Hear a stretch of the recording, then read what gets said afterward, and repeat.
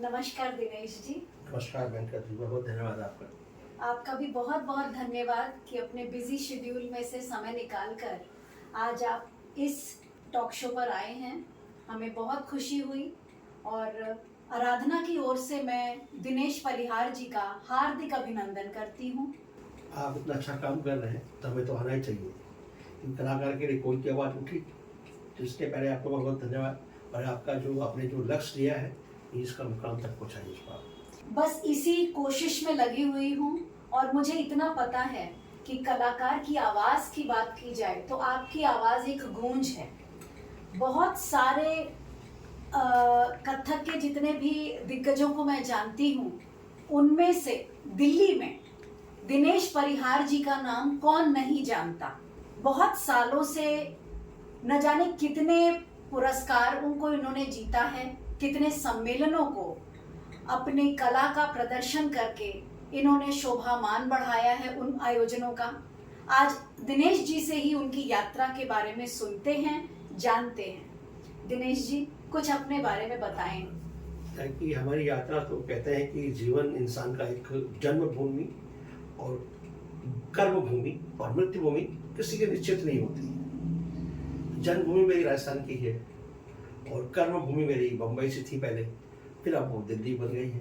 और मृत्यु की पता नहीं कौन सी भूमिका होगी मेरी। अभी बहुत लंबी उम्र है आपकी।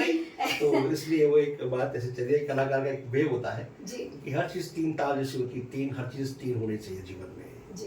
तो उसी प्रकार हमारे फादर बॉम्बे में थे, डांसर थे, तो मेरे दादाजी भी डांसर थे। तो हमारी परंपरा से चली आ रही है। एक जयपुर घराना, लखनऊ घराना, बनारस घराना, रायगढ़ घराना, ये चारों घराने हैं।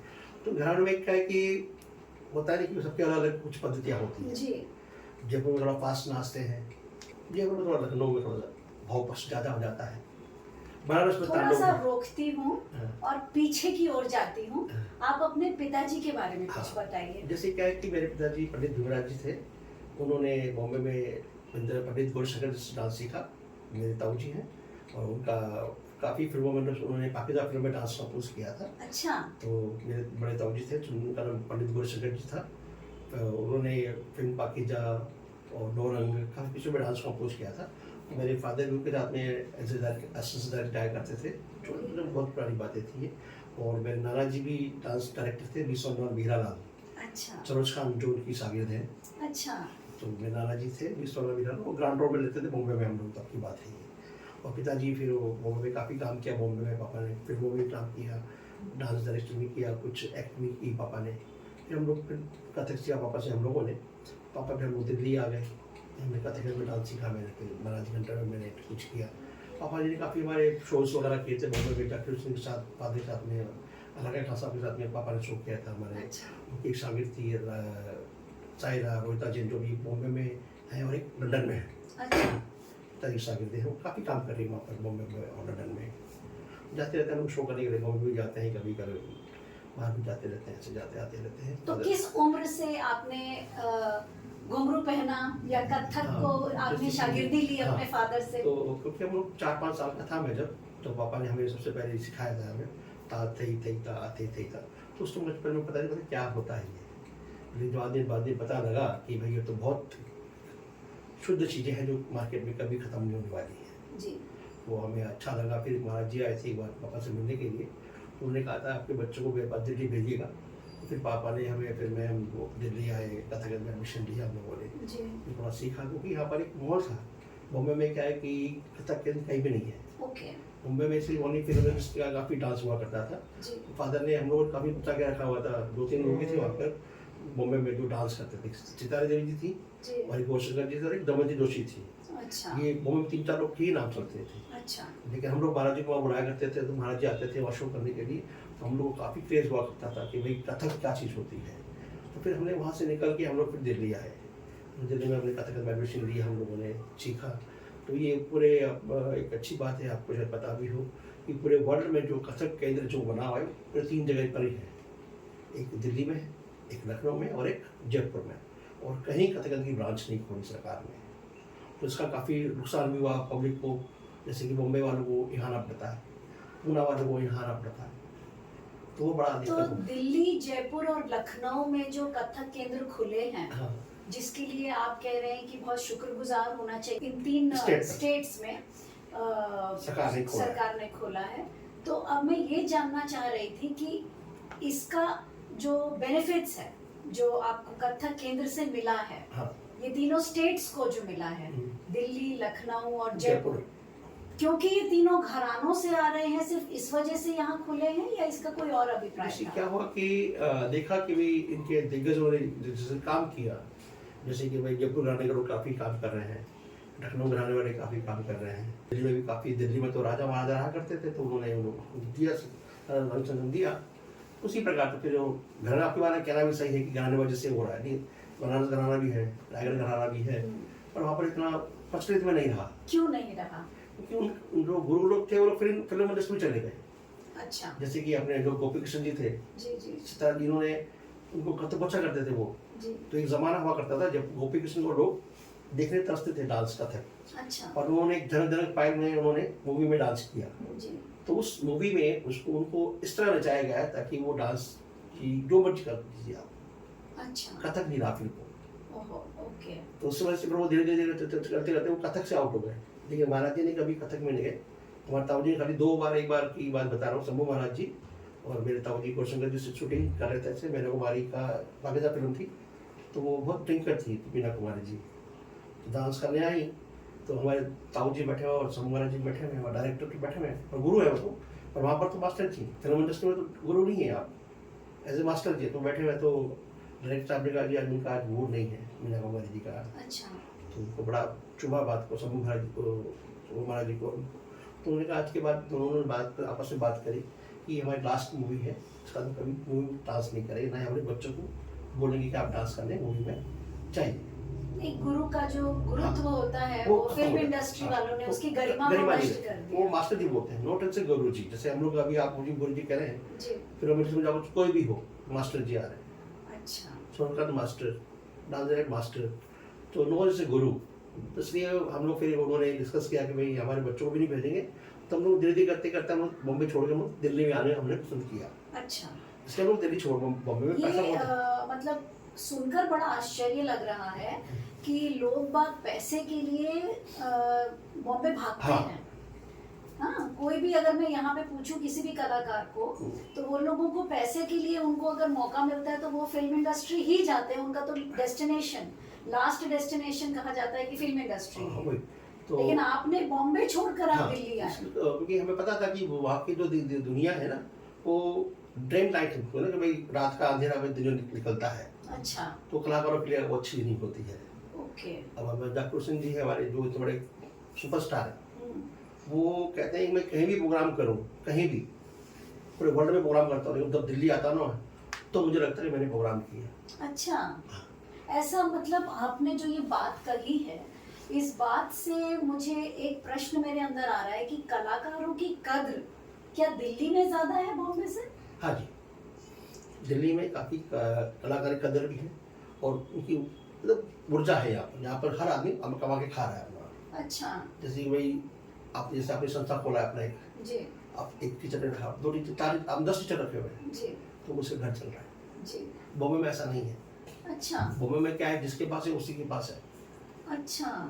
या शाहरुख खान के संतान ही काम करेगी, मुझे बच्चे के बच्चे ही काम करेंगे। मैं आपको बहुत बड़ी बात बता रहा हूँ, चैनल पे शायद आप देख लीजिएगा, लता जी बहुत बड़ी डॉन थी फिल्म इंडस्ट्री की, उन्होंने अपने आगे किसी को आने नहीं दिया उनका आज तक। सिंगर कभी थोड़ी सिंगर हो गई, तो इसलिए दिल्ली थोड़ा सेफ है। हाँ, आपका एक कहना अच्छा है कलाकारों के लिए, मैं तो दिल्ली के लिए, कलाकारों के लिए दिल्ली बहुत अच्छी है। अच्छा। हाँ, बॉम्बे नहीं अच्छी है। नहीं, एक एक्सपीरियंस्ड इंसान जिन्होंने इतने सालों तक इस कला को संभाल कर रखा, अगर आपके मुंह से ये स्टेटमेंट्स निकल रहे हैं तो it's going to become Delhi very safe कलाकार के लिए। आप देखिए यहाँ पर दिल्ली में हर कलाकार स्कूल में टीचर बना हुआ है। अच्छा।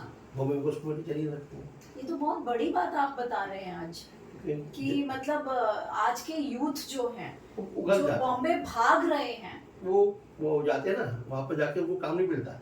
अच्छा। वापस नहीं आते वो लोग। वो जाते हैं यहाँ से कि हम फिल्म इंडस्ट्री में काम करने जाते हैं, जब उनको काम नहीं मिलता तो वहाँ पर वो कुछ ना कुछ कर रहे हो, तो यहाँ पर उसको मुड़ के नहीं आते, क्योंकि मुंबई को वरदान है। मुंबा देवी को वरदान है। अच्छा। ये उसको चलाने दुनिया में उसको लगता है कि मैं जाऊँगा तो मेरी बेइज्जती हो जाएगी। तो Okay. क्योंकि बम्बई है ड्रीम लाइट दुनिया है, कहते हैं बम्बई में पैसा रास्ते पे पड़ा हुआ है लेकिन काम नहीं है वहाँ पे। जो कलाकार लोग जो मिलेंगे आपको दिल्ली के अलावा कई बड़े कलाकार नहीं मिलेंगे आपको। अच्छा। वहाँ पर क्या है कि रिकॉर्डिंग्स वगैरह ज़्यादा हो जाती हैं, फिल्म इंडस्ट्री ज़्यादा है ना वहाँ पर, तो उसके काम वो ज़्यादा है, कमर्शियल ज़्यादा है वहाँ पर। मतलब जैसे महाराज जी को बुलाया गया यहाँ पर डांस कोरियोग्राफी के लिए, वहाँ तो कोई था नहीं। जब कथक की बात आती है तो दिल्ली भागते हैं लोग, अच्छा वहाँ पर मुंबई में कथक का नाम ही नहीं है। गुरुजी, मैं काफी सालों से आराधना चला रही हूँ और बहुत सारे गुरुओं को हम लोगों ने सामने से देखा है, उनकी जीवनी सुनी है, समझी है। और जितने भी गुरु हमारे संस्था में भी आए हैं और बाकी जगह पे भी हमने गए हैं प्रोग्राम्स देखने के लिए, जहाँ भी हमने देखा है प्रोग्राम्स, हमने पाया है कि जितने भी कथक के जो गुरु हैं उन्हें या तो आपकी तरह पुश्तैनी ये चीज़ हुनर मिल जाता है, माँ बाप के थ्रू मिल जाता है, लेकिन आज के जो यूथ सीख रहे हैं कथक, जिनका एंसेस्ट्रल रिकॉर्ड्स नहीं हैं, उनके माँ बाप कथक में नहीं थे, उनके लिए आप क्या कहना चाहेंगे? ऐसा तो नहीं है कि जो आप लता जी के लिए बोल रहे हैं वो कथक में आज की डेट में भी माना जाता है कि अगर आपने कथक सीखा है आप अपने बच्चों को आगे बढ़ने का मौका देंगे, लेकिन दूसरे नहीं बढ़ पाएंगे, ऐसा होता है क्या? होता क्या है कि जैसे कि ये कुछ कहावत महाराज जी बताते हैं, जी महाराज की कहावत याद है मुझे, करत करत अभ्यास जड़वत हो तो सुजान, रसरी आवत जात सल पर पड़े निशान। ये तो करत की विद्या है, ये जो काम करेगा वो आगे अपना आ जाएगा, कब तो रोकूंगा उसको आप। अभी कहते हैं वही ग्रहण चढ़ता है, ग्रहण आता है, अब सूर्य को तो रोक नहीं पाता है, सूर्य फिर उसी अलग दिखाता है। आप अपना टैलेंट अलग दिखाइए ना, आप जो आपने सीखा वो दिखाइए, बच्चों को सिखाइए। अब होता क्या है कि आप वो अच्छी बात बता रहा हूँ, उसको आप रिकॉर्ड में लिख लीजिएगा। ये संगीत की 3 विधाएं होती हैं, गायन, वादन, नृत्य, ये सबको पता है जी। लेकिन इसमें 4 चीज़ें ऐसी हैं जो कोई नहीं बताएगा आपको। आप देख लीजिएगा, आप किसी से मिल भी लीजिएगा तब भी नहीं मिलेगा आपको। शास्त्र, बड़ा आपकी बात, आपके लिए अच्छी बात सुनिएगा इस बात को। शास्त्र, तंत्र, विद्या और कला, ये 4 विधाएं होती हैं। शास्त्र माने क्या हुआ? लिखना, जो आप लिखते हैं, थ्योरी जो कि समझाई जाती है, शास्त्र समझाया जाता है। जी जी। और तंत्र क्या हुआ? टेक्निक, टेक्निक जो बताई जाती है। जैसे वही तबले में हाथ ऐसे रखना है, ये दांत पे ऐसा हाथ करना है, ये टेक्निक है, जी। ये टेक्निक समझाई जाती है। विद्या किसी की नहीं है, किसी गुरु की विद्या नहीं है। महाराज जी कह रहे हैं मेरी विद्या, महाराज जी की भी विद्या नहीं है। ये विद्या तो मेरे गुरु की भी नहीं है, मेरे गुरु की भी नहीं है। जी। विद्या किसी की नहीं है, जो करेगा उसकी विद्या है। और कला संस्कृति आपकी, संस्कार आपके। बहुत बड़ी बात आपने बोली। और दरअसल में हमने इसलिए आपको बुलाया भी था गुरुजी, क्योंकि जो संस्कार की बात आपने बोली, वो कला से रिलेटेड आप कुछ बताएं कि भारत का ओरिजिनल संस्कार बता जैसे रहा हूं। आजकल पाश्चात्य नृत्य की तरफ लोग ज्यादा क्या जा हुआ रहे कि हैं। जैसे अभी एक राजा महाराज ने डांस करने के लिए बुलाया गुरु जी को, तो उसने कहा कि आज मेरे को आप ऐसी कोई चीज दिखाई है जो मैंने देखी ना हो। जी। अब वो कलाकार को बड़ा अचंभा हुआ, भाई राजा महाराजा ने क्या नहीं देखा होगा, अभी सब कुछ तो देख लिया बस ने दुनिया में, ऐशो आराम सब देखा। तो उन्होंने कहा कि महाराज जी मैं आपको एक चीज दिखा रहा हूँ, ऊँट की चाल दिखा रहा हूँ। अच्छा। ऊँट कैसे चलता है, तो राजा महाराज ऊँट पे बैठते नहीं, घोड़े पे या हाथी पे। तो ऊँट की चाल जब गुरु ने दिखाई उनको, तो उनको लगा कि मैं ऊँट पे बैठा हूँ। यानी जब ऊँट चलता कैसे है, ऊँट बैठता कैसे है, ऊँट की चाल से उनको लगा कि वाकई क्या बात है। तो कलाकार वो होता है जो उसको दर्शा देता है, वो संस्कार वो है कि जैसे हमारे राम भगवान कैसे थे जी, अब किसी को नहीं पता। बिल्कुल। अब आपको जैसे मानो आप जैसे मानो आप हैं, अभी आप विदेश से आए हैं, आपने बोला हमारे कल्चर में क्या हुई, हमारे तो मर्यादा पुरुष राम है जी। अब आप बताओ हमने तो देखा नहीं, बताओ राम कैसे होंगे जी? ये हमारा कल्चर है। तो मैं बताऊँगा राम की मर्यादा ये है, धनुष का हाथ ऐसे है, ये राम हो गया। पर ये मुझे समझ में नहीं आ रहा, और कुछ बताइए आप, तो वही धनुष उनका ये हो गया, ये राम हो गया, मर्यादा पुरुष राम है। तो हमारे संस्कार है हमारे। और हमारे कहते हैं, लोग कहते हैं भाई आप लोग यहाँ पर सीता जी को वो दे दिया, मैंने कहा वो हमारा कल्चर है। सीता जी को हमने वनवास दिया, वो कहते हैं भाई उनको निकाल दिया राम ने, वो हमारा कल्चर है। हम दिखा रहे हैं कि हम प्रजा में राजा हैं, लेकिन हम अपनी प्रजा की बात भी मानते हैं। ये नहीं कि प्रजा की बात नहीं मान रहा। मैं जब घूमने गया तो मुझे लगा कि प्रजा में एक बीवी के कभी दिन ऐसा ना हो कि भाई आपने उसको रख लिया था, तो उसको भी हमारे संस्कार दिखाते हैं कि मैं राजा हूँ तो क्या मैं उसको दो थप्पड़ मार सकता था उसको, मैं उस धोबी को कब नहीं मारा मैंने। नहीं भैया, उसकी बात भी सही है। कल के दिन लोग संस्कार है, संस्कार तो हमारी वही कि जो क्या दिखाएंगे, अब क्या समाज हमसे देगा, उसको हम क्या दे रहे हैं, क्या उससे देंगे समाज से हम लोग। अच्छा गुरुजी, एक बात बताइए कि आपने बचपन से कथक सीखा क्योंकि आपके घर में कथक था, लेकिन आज की युवा पीढ़ी जो कथक सीख रही है वो बस एक चंद घंटों के लिए आपके पास आती होंगी, 1 घंटे के लिए, 2 घंटे के लिए, महीने भर में 5 घंटे के लिए, 6 घंटे के लिए। आपको लगता है कि जिस तरीके की इस पद्धति को, कला को आपने सीखा और भारत की धरोहर को आपने इतने दिनों तक अपने साथ सजोकर भारत के लिए एक मिसाल कायम किया, लोगों तक उस कला को पहुंचाया, आज जिन लोगों को आप सिखा रहे हैं क्या वो इसी पद्धति को आगे तक पहुंचा पाएंगे? ठीक है, जैसे क्या होता था पहले, राजा महाराजा लोग ना अपने बच्चों को संस्कार सिखाने के लिए देवदासी की बात बजा करते थे कि सीख क्या है, तो कैसे उठना, कैसे बैठना, ये हमारे संस्कार है। कथक डांस में बच्चों को सिखाते हैं। अब रामलीला हर साल होती है, हर साल राहुल को मारते हैं, लेकिन वहां से एक बच्चा भी अपराध बन के आ गया ना उस दिन, उस रामलीला के भीड़ में, आप 100 बच्चे गए आपके, वहां से 10 बच्चे राम बन के आ गया। उसी प्रकार 10 बच्चों को डांस सिखाया आपने, 2 बच्चे में जाके किरण वो डांसर बन के निकल गया, तो आपकी तपस्या पूरी हो जाती है। ये नहीं कि आप सीखते समय मतलब लगन खुद में होनी चाहिए। अब ऐसा नहीं कि देखिए, आप ना, मैं बता रहा हूँ आपके 10 बच्चे सीख रहे हो इसमें, मैं कह रहा हूँ उसमें से 20 में से 10 बच्चे अगर बन गए ना, कल आपका आराधना का नाम हो जाएगा ऊपर कि भाई हमने कहाँ सीखा था जी, उस मैम क्या सीखा था हमने, मैंने कहा मैम क्या डांस सीखा था। गुरु को याद ही रखते आदमी, मैंने कहा विद्या गुरु के नहीं है, हाँ उसको भी याद रखते हैं। नहीं, गुरु का नाम याद ही रखते, बहुत से आदमी भूल भी जाते हैं, बहुत सी गुरु आते जाते रहते हैं ना, कोई पर्टिकुलर गुरु तो रहता नहीं है, ये तो समुद्र है ना, मतलब मंथन है तो चलता रहता है। हाँ, एक स्कूल का नाम हमेशा याद रहता है। मैं डीपे से पढ़ा, आप डीपे से पढ़े, मुझे टीचर का याद नहीं, नाम ही याद नहीं है मुझे। अच्छा, मुझे उसका नाम याद है, दिल्ली में पढ़ाई हुआ करती थी, सिद्धार्थ नगर में स्कूल हुआ करता था। अच्छा, अब मुझे किसी प्रिंसिपल का नाम नहीं है, स्कूल का टीचर का नाम नहीं है, याद नहीं, पर स्कूल का नाम याद है मुझे, सिद्धार्थ नगर गोरेगांव।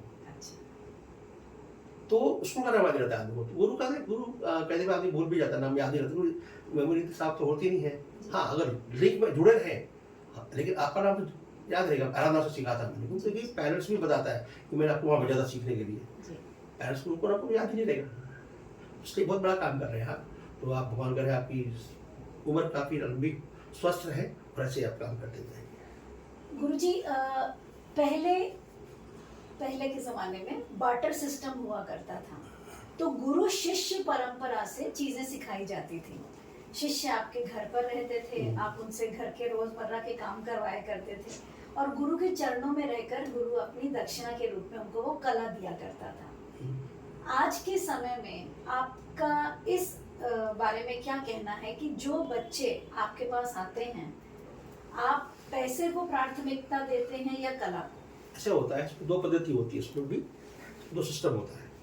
जैसे एक टाटा बेटा का बच्चा आ गया, एक कोई ऐसा बच्चा, उसका रहने के सुविधा, जैसे आपने आपका एक शायद आपको याद होगा, आपने किसी सागर को दिया होगा, वैसे संरक्षण दिया होगा, उसका नाम दीपक था, दीपक राजवास काफ़ी काम कर रहा है, तो आपने उसको भी गुरु परंपरा से सिखाया। उसके बाद जगह नहीं, जैसे मेरे पास 2 शिष्य है, एक आपा है और एक भाई साहब है। आप तो सक्षम है पैसे देने में, आप तो मेरे पास रहेंगे नहीं, और ये मेरे पास रहेगा तो ये मुझे पैसे तो देगा नहीं, आप मुझे पैसे देंगे, तो वो पैसा मैं इन पे लगाऊंगा ताकि ये बन के मेरा नाम करेंगे। अच्छा। आपका तो भरोसा नहीं, आप बाद में बड़े ऑफिसर बन जाओ, कुछ बन जाओ, पर ये तो नाम करेगा मेरा। अच्छा। जो मेरे पास रहेगा वो मेरे उससे सीखेगा, मेरे आदिल मेरा जो सिस्टम है उसको भी सीखेगा। मैं संस्कार मेरे में, कैसे मैं उठता हूँ, कैसे मैं बैठता हूँ, कैसे मैं बात करता हूँ, मैं क्या सिखाता हूँ, पूरा कुछ मुझे कॉपी करेगा। जैसे महाराज जी को लोग कॉपी करते हैं, जैसे हमारे सुंदर प्रसाद जी का काफ़ी नाम है, महाराज जी का किसी का नाम नहीं है फील्ड में, जो अभी बता देता हूँ आपको। कथक जगत में जितने भी अभी गुरु अभी तक हुए ना, बिरजू महाराज जी से लेके राजेंद्र गंगानी जी हुए, या फिर जो भी एक्स वाई जेड है, किसी का इतना नाम नहीं है। जो गुरु शिष्य परंपरा, खाली एक ही गुरु थे जो सिखाते थे, रख के अपने पास में, उनका नाम पंडित सुंदर प्रसाद जी।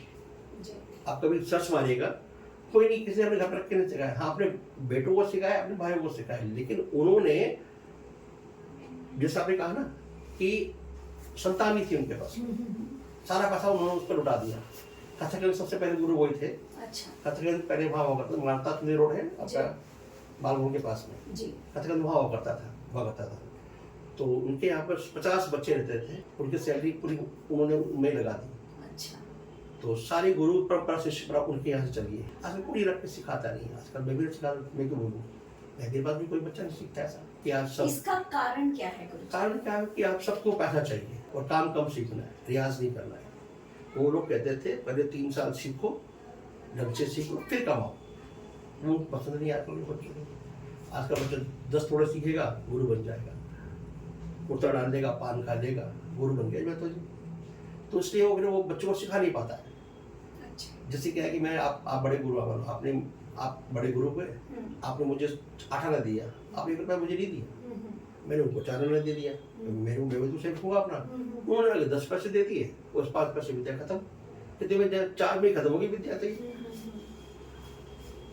तो इसका मतलब है कि गुरु शिष्य परंपरा जो थी वो 90s में खत्म हो गई हाँ, थी। 90s में आकर वो खत्म हो गई थी। और आपसे बात करके मुझे ये तो आज बहुत अलग ही बात पता चली कि बॉम्बे, जो मैं आज तक समझ रही थी कि डेस्टिनेशन है एक कलाकार का, वो डेस्टिनेशन सिर्फ एक मृग छाया है।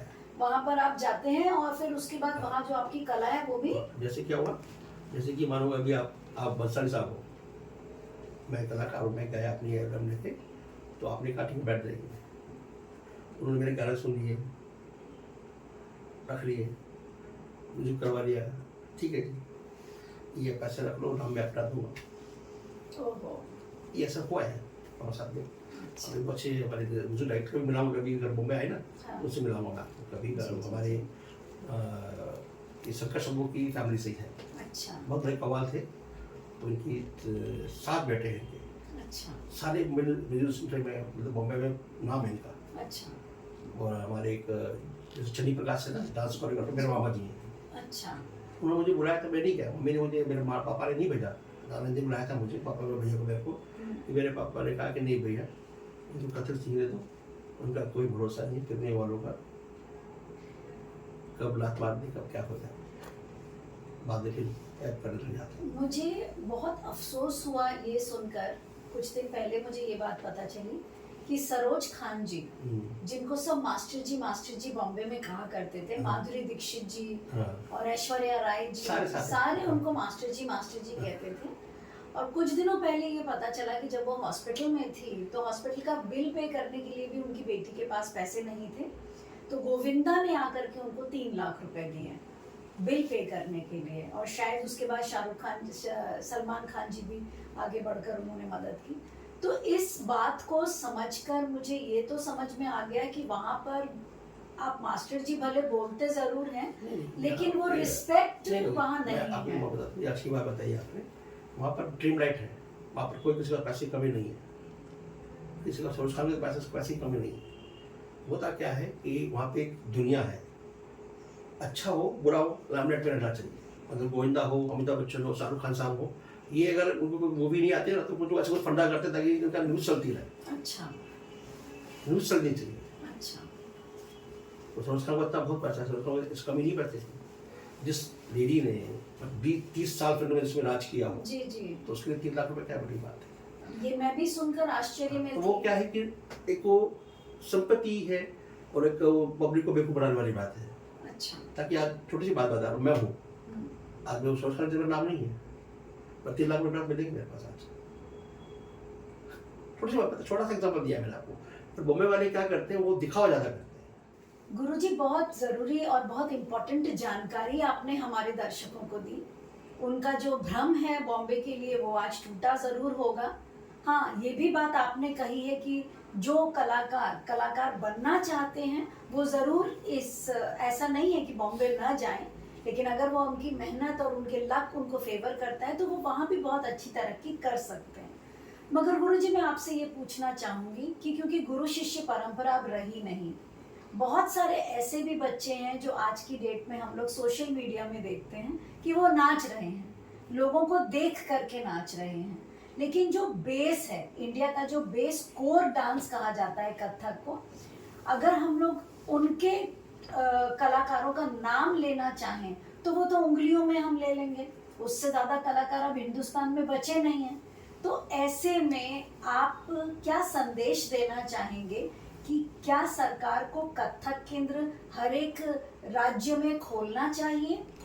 क्योंकि ये बात बहुत अच्छी बता रहा हूँ आप, क्या कि सरकार इसमें, जैसे कि इंडिया में हमारी सरकारें होती है ना, जी जैसे भाई प्रधानमंत्री साहब हो गए हमारे, मोदी साहब हो गए जी, ये दो ही प्रधानमंत्री बनेगा, मोदी नहीं आदि मैं एक बता रहा हूँ, प्रधानमंत्री साहब हमारे हो गए, उनको एक पास करना पड़ेगा ऐसा कि आपको हर स्टेट में, जैसे लखनऊ बहुत बड़ी जगह हो गया, इलाहाबाद हो गया, स्टेट में जी हर जगह ऐसी क्लासेस खोले, सरकारी, प्राइवेट नहीं, जी जी प्राइवेट जगह तो खोले होंगे, बिल्कुल बिल्कुल सरकारी खोले ताकि बच्चा वहाँ पर जाके सीखे, वो फिर उसको आगे जाके बढ़ाएगा। वो प्राइवेट में पैसा देगा, उसको पैसा बिल्कुल बढ़ेगा। सही बोल रहे हैं आप खाली गुरुजी। लखनऊ में खोलने से कुछ नहीं होगा, नहीं होगा। दिल्ली में खोल, दिल्ली अब बहुत छोटा, दिल्ली में भी कहाँ पर चढ़-के-पुरी में है, जी दिल्ली बहुत बड़ा है, जी जी वहाँ भर में पहुँच नहीं पाता है, बिल्कुल बिल्कुल तो दिल्ली में भी उनको 4-5 सेंटर खोलने चाहिए, जैसे कि ईस्ट वेस्ट नॉर्थ ऐसे उनको ऐसे सेंटर्स खोलने चाहिए, ताकि जी, उसकी वजह से वो बच्चा और भी जा सीख सके। ले। मैंने बहुत कोशिश की गुरुजी कि आराधना के सेंटर्स बहुत सारी जगह पर खोलूं, कलाकारों को भी मौका मिले कमाने का और बच्चों को भी मौका मिले सीखने का, मगर बिल्कुल आप सही बोल रहे हैं कि सरकार की तरफ से कलाकारों के लिए मुझे कभी भी कुछ मिला नहीं। जी, सरकार कुछ, एक्चुअली सरकार क्या होती है, सरकार भी उन्हीं को देती है जिनके पास होता है, जिनका नाम होता है, उन छोटे कलाकार को देखती भी नहीं है। और वो जिनके पास होता है, एक या दो होते हैं जिनको पद्म श्री पद्म भूषण दे करके उनको नहीं, बस एक पदक दे करके उन्हें बिठा दिया जाता है। और उनको फिर उन्हीं के नाम चलते रहते हैं, बेचारे जो बाकी जो होते हैं उनको कुछ मिलता ही नहीं है, और पद्मश्री दे दिया, बस उनको उठा दिया। पद्मश्री मिलने वालों के घर पे जो बच्चे हैं उनको भी कोई नहीं पूछता। जैसे कि आकाशवाणी में है, जी। आपने एक ग्रेड कर लिया, आपको बोरा भी नहीं मिलेगी, बिल्कुल सही बोल रहे हैं आपने बी ग्रेड कर लिया, आपको बोरा भी नहीं मिलेगी, बस वहाँ बहुत मिलेंगे आपको, जी 100 रुपये दे देंगे, 500 रुपये दे देंगे, बस कलाकार का इतनी, कलाकार की ये है, प्रोग्राम के बाद पूछते भी नहीं है जी आपको, कोई कलाकार जाएगा बेचारा, उसको शाम को चूल्हा जलाना अपने घर पे है, जी जी जी तो 500 रुपये खुश तो कोई बात नहीं, अपने घर 5 किलो आटा आएगा, वो उस चक्कर में चल जाता है, 500 रुपये 1000 रुपये करके आ जाता है, और वो भी पैसे कभी मिलते कभी नहीं मिलते, बहुत से लोग ऐसे भी। ये बहुत दुखदाई बात है गुरुजी। आज की डेट में फिल्म इंडस्ट्रीज देखा जाता है, एंटरटेनमेंट अगर बोला जाता है तो किंग खान, सलमान खान और जितने भी बड़े बड़े दिग्गज जो एक्टर्स हैं, जिनको बनाने के पीछे एक डांसर का हाथ होता है। मैं कहती हूँ अगर आप एक मूवी देखने जाएं और उसमें डांस ही ना हो तो फिर मूवी में मजा ही नहीं आएगा। एंटरटेनमेंट इंडस्ट्री इतनी बड़ी हो गई है कि अंबानी की शादी में भी मैं देख रही थी कि इंडस्ट्रियलिस्ट्स की तो शक्ल ही नहीं नजर आ रही है।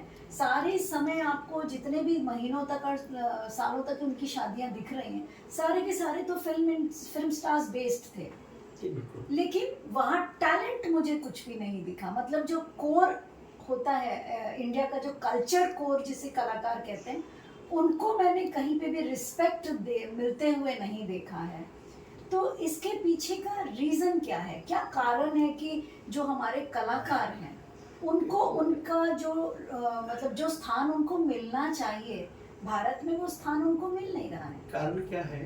क्योंकि जैसे कि हर कलाकार मजबूर होता है, और जो मजबूर नहीं होता वो किसी के सामने झुकता नहीं है। या तो कलाकार में मजबूर होगा या स्ट्रांग होगा। जैसे कि मैं आपको बता रहा हूँ, जैसे कि मैंने एक बार बहुत बड़ी बात बता रहा हूँ आपको, जाकिर हुसैन साहब के गुरु, लाला साहब के गुरु थे, उनके पास पैसे नहीं थे, ये सही कहानी है।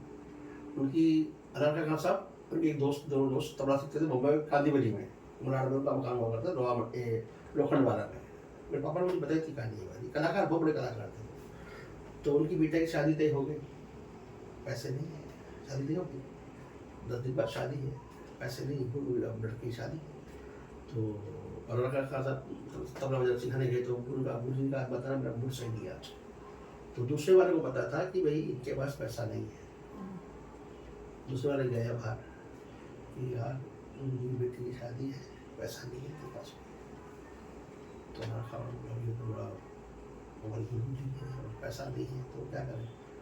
तो रख साहब गए, अपना मकान बेच दिए 10,000 में, अपने गुरु के लिए मकान बेच के और कलाकार को दिया उसको। तो कुछ तो पूछा भी नहीं उन्होंने, गुरु ने पैसा कहाँ से आया, उनको लगता भाई कहीं प्रोग्राम करके आया होगा, तो उसने मुझे दे दिए पैसे। तो उस पैसे से उन्होंने शादी की। बाद में जब पता लगा कि उन्होंने अपना मकान बेच दिया, मतलब मलाड में मकान था, बेच दिया उन्होंने, तो उस शिष्य ने बताया उनको। तो कलाकार की ये दिशा होती है। फिर उसको उन्होंने कहा कि तूने जो मेरे काम किया ना बेटा, तेरे घर से तबला अमर हो जाएगा। तो आज वही है, कुशन जी ने कितना नाम करें। तो गुरु ऐसे होते हैं, तो पैसा नहीं होता है। कलाकार बहुत निपुण। बहुत मतलब ये जो आपकी बातें सुन रही हूँ तो वाकई आंखें भी नम हो रही हैं, और मैं इस बात को यकीन करती हूँ कि रूह की आवाज़ ही ओम है और ओम की आवाज़ ही नृत्य है। पैसा नहीं था। तो ये जो अंत होता है कलाकार का, वो बड़ा दुखदाई होता है। तो मैंने सारे कलाकार नहीं होते, कुछ कलाकार होते हैं, जैसे जो महाराज जी का अच्छा नहीं हो, महाराज जी तो अगर सब कुछ सक्षम थे, जो महाराज जी ने तो अपना क्लास बना लिया था, पर गवर्नमेंट ने कुछ नहीं दिया हमको, गवर्नमेंट ने बहुत भगाया हमको, सरकार को महाराज जी खुद भगाया, गुरु जी महाराज जी को बहुत भगाया, लास्ट तक भगाते रहे, जगह के लिए केस कर दिया, वो कर दिया। तो इसलिए कलाकार सरकार कुछ नहीं करती कलाकारों के लिए। सरकार को सोचना चाहिए कलाकारों के बारे में, कलाकार को कुछ पेंशन मिल जाए, जी जी, ताकि कुछ मिल जाए, कुछ नहीं कुछ राशि। चलो भाई आप जैसे आज जो मोदी जी चला रहे हैं ना, फ्री आटा, फ्री गेहूँ, फ्री ऐसा, तो इतने अगर आप 150 कहते हैं कितना 150 करोड़ जितनी भी करोड़ हमारी आबादी है, 40 करोड़ हमारी आबादी है, उनको आप दे रहे हैं, तो मेरे ख्याल से मुश्किल से 30 या 25 करोड़ कलाकार होंगे, उनको आप दे दीजिए 5,000 रुपये, कुछ नहीं मिलेगा। गुरुजी आप ही से मैं चाहूंगी कि आप ये गुहार आज इस पॉडकास्ट के थ्रू हमारी जनता के सामने करें, और आपकी ये गुहार जब एक गूंज बनकर सरकार के कानों तक जाएगी तो जरूर, मुझे यकीन है आज नहीं तो कल ये बिल जरूर पास होगा कि जिस तरीके से schedule caste, schedule tribe, backward class आप हरिजन के लिए, लड़कियों के लिए कर रहे हैं, कलाकारों के पास भी एक स्टाइपेंड कार्ड बनना चाहिए।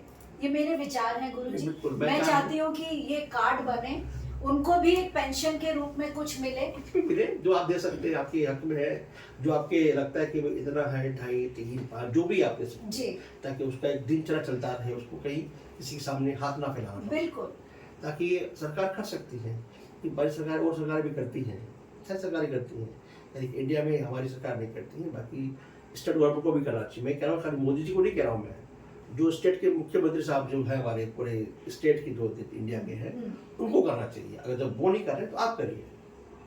जो सोल्जर्स हैं, जो नेवी में हैं, उनके बच्चों को भी अगर एडमिशन के लिए वो जाते हैं तो उनके लिए एयरफोर्स के स्कूल्स बने हुए हैं, प्राइवेट स्कूल्स तो देखिए बहुत सारे बने हुए हैं। लेकिन एक कलाकार जिसके पास पैसे नहीं हैं, ट्रैवलिंग अलाउंस भी नहीं है, वो अगर कमा रहा है तो सिर्फ समझ लीजिए कि अपने पैरों के वजह से कमा रहा है।